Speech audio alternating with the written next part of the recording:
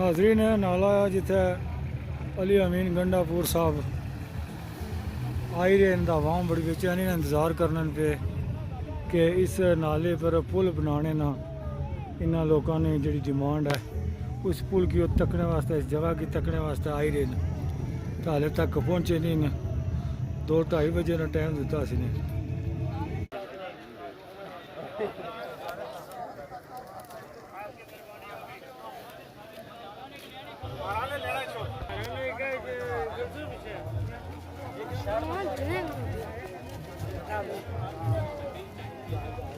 Land rotary भी side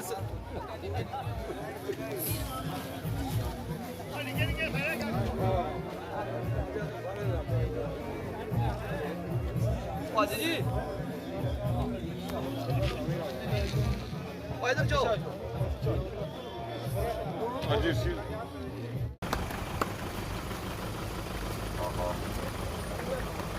आज की तकरीब के मेहमान खुसूसी वफाकी वजीर जनाब अली अमीन गंडापुर साहब पंडाल में तशरीफ ला चुके हैं। तमाम मस्जिदीन इलाके से इल्तिमास है भरपूर तरीके से अपने कायद का इस्तेमाल करें और मेहमान नवाजी का सबूत दें।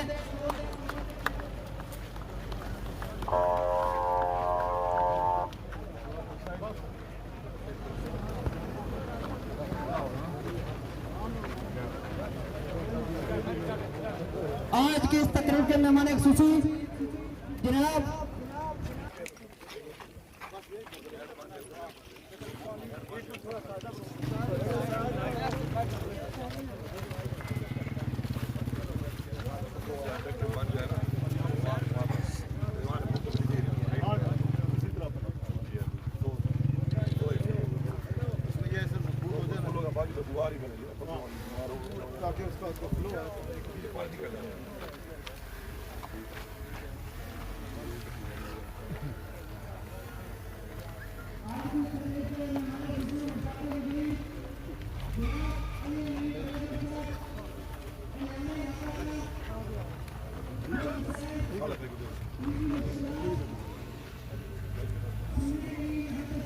हमजाद उम्मीदवार तरीके इंसाफ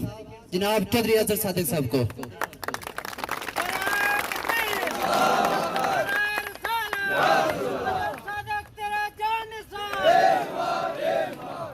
बिस्मिल्लाहिर्रहमानिर्रहीम। आज के मेहमान खुसूसी हमारे बड़े भाई वफाकी वज़ीर अमूर कश्मीर अली अमीन गंडापुर साहब और इनके साथ आए हुए जितने मेहमान हैं पंडाल में जितने बुज़ुर्ग भाई और दोस्त अस्सलाम वालेकुम। मैं वफाकी वज़ीर साहब का दिल की गहराइयों से शुक्रिया अदा करता हूँ कि मैंने जैसे ही उनको बताया कि यहाँ के पिपली और कनेर के लोग मैं अपनी ज़बान से गल करना ठीक है मैं अपनी ज़बान में करता हूँ कोई गल नहीं उसने मैं जल्द ने पाया कि असन पिपली ते कनेर ने जोड़े लोग है वो कितनी मुश्किल है और साल साल से उसने धियाँ पैना जल्द बरसात का मौसम अचना तो इन्होंने दो ही रस्ते बंद हो जाने और खुदा न खास्ता कोई एमरजेंसी आया तो इन्होंने राबता पूरे डिडियाल नाल कटी जाना। मैं तुसें बरमला आखना कि इतनी मसरूफियत है कि इन्हें अज जाई तो 3 जलसे करने लेकिन इन्हें माना कल तुसें जलसे वादा किया और अज इतने पहुंचे टाइम पर मैं एक बार तुसें आखना इन्हें असने भाई वास्ते वफाकी वज़ीर वास्ते दिल खोली तो तालियां बजाओ। जनाब अली अमीन गंडापुर साहब मैं दावत दूंगा आपकी भरपूर तालियों में अपने महबूब का इस्तकबाल करें जनाब अली अमीन गंडापुर साहब।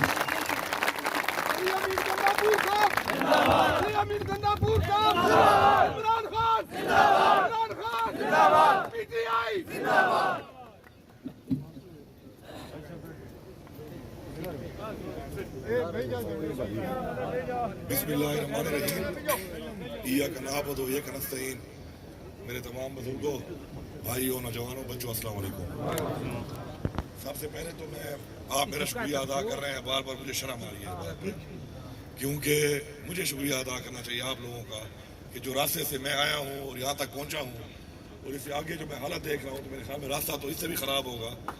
और आप लोग यहाँ पे आए हुकूमतों की नाअहली है کہ آج تک آپ کو یہ پل میں نے دیکھا، میرا تو خیال تھا کوئی بہت بڑا پل ہوگا، لیکن مجھے کل اگر صادق صاحب نے بتایا وہاں پر کہ اتنا بڑا پل نہیں ہے، تو اس لیے میں نے وہاں پہ تقریر میں کہا کہ یہ تو اگر میں مونچھ کو بھی کھینچ لوں تھوڑا لمبا تو یہ پل بن جائے گا۔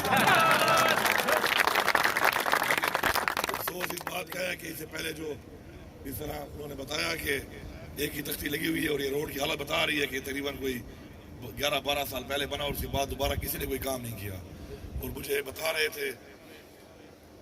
اظہر بھائی کہ یہاں پر لوگ اپنی مناداب کے تحت تھوڑا بہت روڑا شوڑا ڈال کے اور یہاں پر اپنا چلو اتنا راستہ بنا لیتے ہیں کہ گزر ہو رہا ہے۔ اور میں تو حیران ہوا ہوں کہ میری اتنی ویئرڈ جیپ جو ہے اس کی مجھے آوازیں آ رہی تھیں چیخنے کی، تو یہ آپ کی گاڑیاں یا آپ کے موٹر سائیکل ان کا کیا حال ہوتا ہوگا؟ تو یہ بہت شرمندگی کی بات ہے۔ یہ پچھلی حکومت کو ہم نے پچھلے 2 سالوں میں بہت زیادہ فنڈ دیے تھے، حالانکہ خزانہ خالی کر دیا تھا انہیں کے لیڈروں نے ہمارا پاکستان کا، لیکن پھر بھی ہم نے فنڈ زیادہ دیے تھے کیونکہ ہمیں پتا تھا کہ گلیز بلتستان اور آزاد کشمیر جو ہے کافی پیچھے رہ گئے ہیں، اسپیشلی جو دور دراز علاقے یہاں پہ ہیں مضافاتی علاقے وہ بہت پیچھے رہ گئے ہیں۔ لیکن مجھے دکھ ہے کہ ان لوگوں نے وہ فنڈ آپ لوگوں پہ نہیں لگایا۔ پہلی بات تو یہ ہے کہ میں انشاءاللہ اس ایمان کے ساتھ زندگی گزارتا ہوں کہ انسان کو وہی بات کرنی چاہیے جو انسان پوری کر سکے، اور میرے والد صاحب کی مجھے نصیحت ہے کہ زندگی میں کبھی جھوٹ نہیں بولنا، اور اگر کبھی بولنا تو یہ سوچ کے بولنا کہ تم جھوٹ کا سامنا کرو گے، اور کسی انسان سے تم جھوٹ بولو گے یا دھوکہ دو گے وہ کل تمہارے سامنے ضرور آئے گا۔ اور اگر تم یہ شرمندگی برداشت کر سکتے ہو کہ وہ تمہارے سامنے آئے اور تمہیں جھوٹا ثابت کرے لوگوں کے سامنے، اور تمہارے میں اتنی برداشت ہو کہ تم وہ شرمندگی کا لمحہ برداشت کر سکو تو پھر بولو، اگر تمہارے میں برداشت نہیں ہے تو کبھی نہیں بولنا۔ اور دوسری بات وہ ہمیشہ مجھے کہتے ہیں کہ کبھی بھی جو کرپٹ آدمی ہوتا ہے اس سے کبھی نہیں ڈرنا، کیونکہ وہ بڑا بزدل ہوتا ہے، اس نے پیسہ کمایا ہوتا ہے، عوام کا پیسہ لوٹا ہوتا ہے اپنی آسائشوں کے لیے، تو وہ ڈرتا ہے، ڈرپوک ہوتا ہے، کیونکہ اسے اس بیڈ کے اوپر زندگی گزارنی ہوتی ہے جو اسے لوگوں کا خون چوس کے، یا وہ گھر جو اسے لوگوں کا خون چوس کے عوام کے فنڈ کھا کے اس نے بنایا ہوتا ہے اور کمایا ہوتا ہے، تو وہ اس کو لگانے کے لیے بھی چاہتا ہے کہ میں لمبی زندگی جیوں، تو بڑا بزدل اور کمزور ہوتا ہے، تو کبھی بھی ایسے لوگوں سے نہیں ڈرنا۔ تو انشاءاللہ عمران خان کی حالت میں ہم ایسے لوگوں کا مقابلہ کر رہے ہیں جنہوں نے پاکستان میں بھی لوٹا اور یہاں پر ان کے حواریوں نے یہاں پر بھی لوٹا، تو انشاءاللہ جو حساب کتاب وہاں پر ہو رہا ہے ان کا پاکستان میں، انشاءاللہ ہماری حکومت بننے کے بعد یہاں پر جن لوگوں نے آپ کے بچوں نے زیادتی کی، آپ کے علاقے نے زیادتی کی، انشاءاللہ ان کا بھی حساب کتاب ہوگا۔ میں یہاں پر انہوں نے بتایا کہ دوسرا پل تو اس سے بھی چھوٹا ہے، تو وہ تو مطلب تھوڑی مونچھ کھینچنی پڑے گی۔ انشاءاللہ میں آپ سے یہاں پہ مکمل وعدہ کر رہا ہوں اور اللہ تعالیٰ کو یہاں پہ گواہ بنا کے وعدہ کر رہا ہوں کہ انشاءاللہ یہ دونوں پلیں میں تعمیر کروں گا۔